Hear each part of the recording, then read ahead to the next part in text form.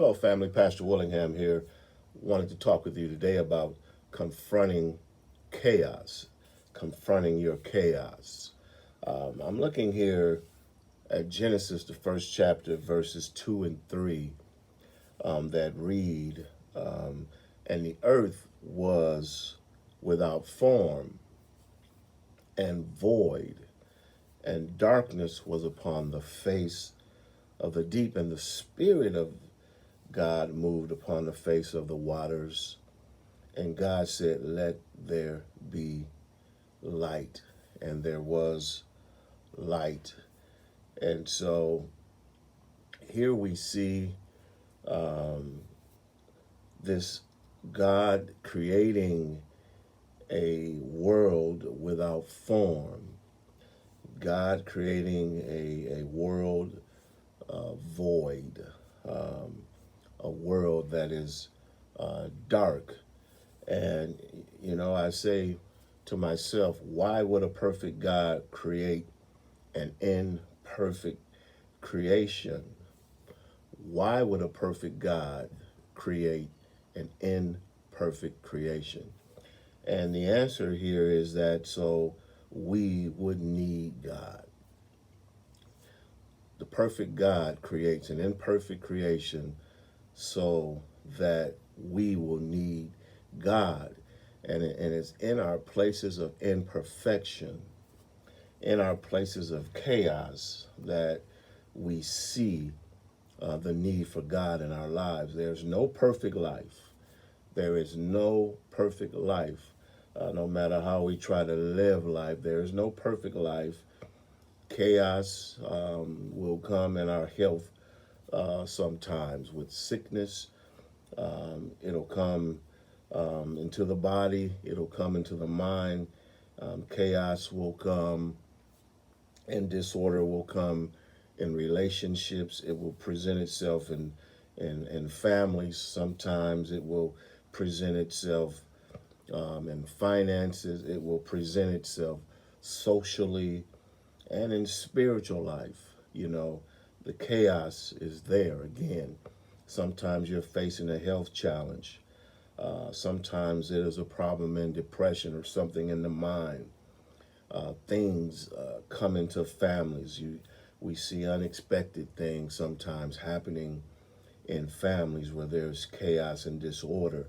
Socially, in our world, we are still a world in political disorder, and a world still dealing with the disorder of the coronavirus, and chaos will come into our spiritual life, into our churches sometimes, into our ministries.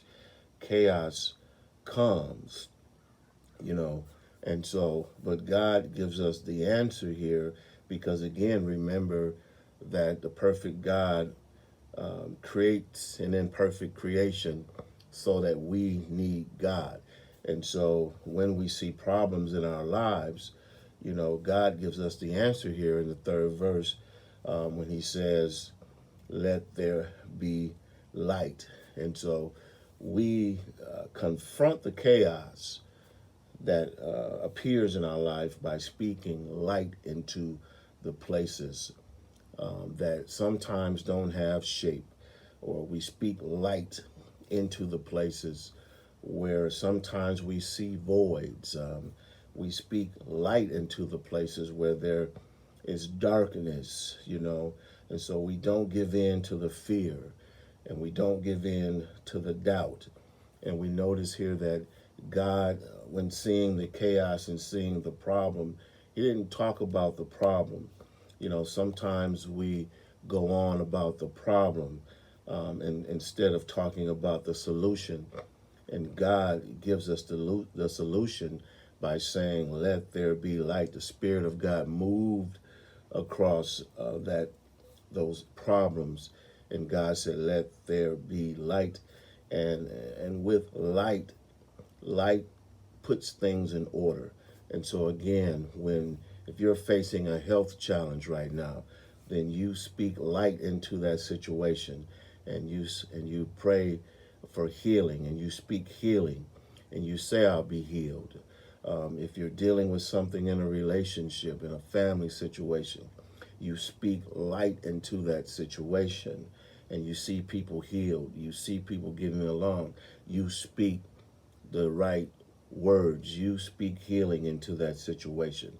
If it's finances, you, number one, the first thing is you want to speak money. You want to speak finances. You want to see yourself being more wealthy. You want to speak that your bills will be paid.